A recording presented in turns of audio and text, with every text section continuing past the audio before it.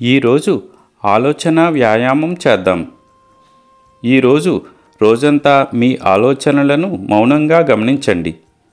రోజు చివరిలో గతం గురించి మీ ఆలోచనలు ఎంత శాతం ఉన్నాయి, భవిష్యత్తు గురించి మరియు మీరు ఈ క్షణంలో చేస్తున్న పని గురించి, మీ శ్వాసని గమనించడంపై ఎంత శాతం సమయం గడుపుతున్నారు అన్నది స్థూలంగా విశ్లేషించండి.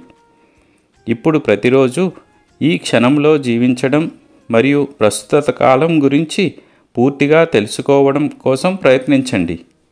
గతం మరియు భవిష్యత్తు ఉనికిలో లేవని, ఉన్నది వర్తమానం మాత్రమే అని మీరు గ్రహిస్తారు. ఎల్లప్పుడూ కృతజ్ఞతతో జీవించడం ద్వారా మీ వర్తమానాన్ని సద్వినియోగం చేసుకోండి. నా ఆశీస్సులు మీకు ఎల్లప్పుడూ ఉంటాయి. అల్లా మాలిక్.